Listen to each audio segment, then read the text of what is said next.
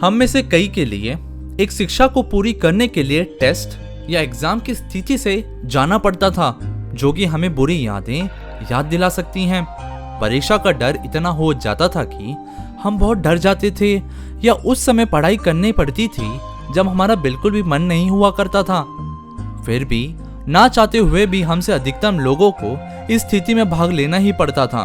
और आपको आश्चर्य होगा कि एग्जाम की खोज स्कूल की दुनिया ने बिल्कुल भी नहीं की है।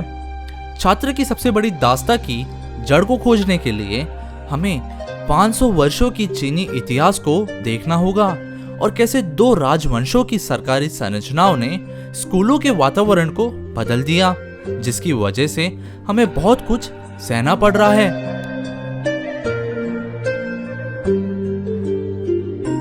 दो मुख्य चीनी राजवंशों ने परीक्षाओं के विकास और मानकीकरण में योगदान दिया है, जैसा कि हम अब तक जानते हैं, और उनका नाम है हान राजवंश और सुई राजवंश।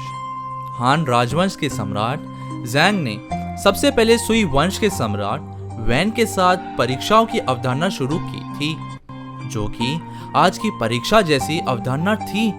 हान के सम्राट ज़ांग इस प्रणाली के अग्रणी थे।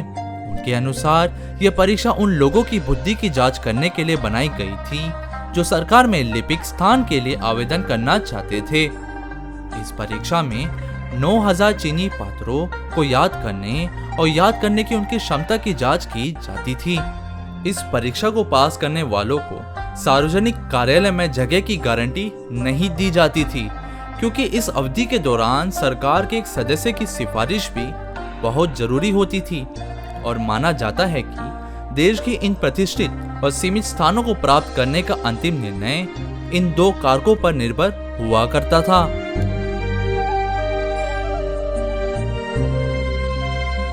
सुई वंश के सम्राट के समय यह परीक्षा की प्रक्रिया बहुत महत्वपूर्ण हो गई थी।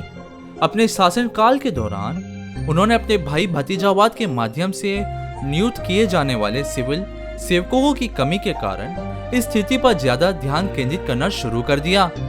यह सुनिश्चित करने के लिए कि केवल उच्च कुशल वाले लोग ही चुने जाएं, सम्राट ने एक मानकीकृत परीक्षा शुरू की, जिससे लोगों की काबिलियत को परखा जाए।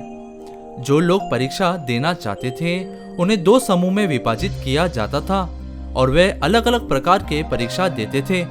क्लासेस का परीक्षण केवल कॉन्फ्यूशियस की शिक्षाओं पर किया जाता था, और ये समझना जरूरी होता है क्योंकि आगे जाके वे सरकार के भीतर काम करेंगे। कल्टिवेटेड टैलेंट्स एक ऐसे कठिन परीक्षा में भाग लेते थे जिसमें कॉन्फ्यूशियस की शिक्षाओं के कौशल और ज्ञान को साथ में जोड़ के सिखाया जाता था, जिससे उन्हें पता चले कि राज्य को कैसे चलाना होता है। और यह परीक्षा पहले की परीक्षा से ज्यादा कठिन होती थी। जो भाग्यशाली लोग इस परीक्षा को पास कर लेते थे उन्हें उस समय चीनी सरकार के भीतर कुछ सर्वोच्च पदों पर जगह मिल जाती थी। सरकारी पदों के लिए उम्मीदवारों को इस तरह से चुनना, यह तरीका समय की कसौटी पर खरा उतरा। यद्यपि इसके कुछ पहलुओं को समय के साथ सुधारा गया, लेकिन इस प्रणाली को 1500 साल बाद पूरी तरह से हटा दिया गया था।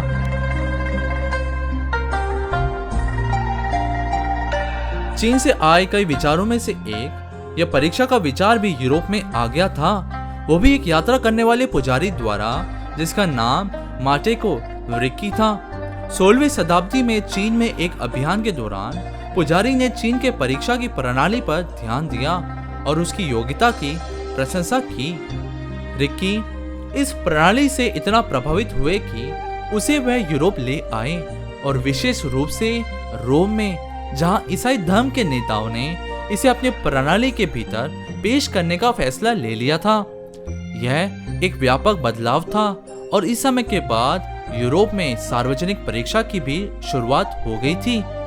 फिर यह पूरे महाद्वीप में फैल जाता है, और धीरे धीरे और भी आसपास के देश इसे अपनाने भी लगते हैं। इसकी शुरुआत काबिल उम्मीदवारों को चुनने से शुरू हुआ उच्च पदों के लिए, फिर यह प्रक्रिया परीक्षाओं में बदल गई है।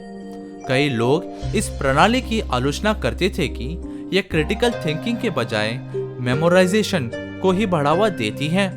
इन विचारों और इसकी जड़ों के इतिहास को देखकर यह समझना मुश्किल नहीं है कि क्यों लोग सोचते हैं कि यह परीक्षाओं की प्रक्रिया क्यों पुरानी हो चुकी है।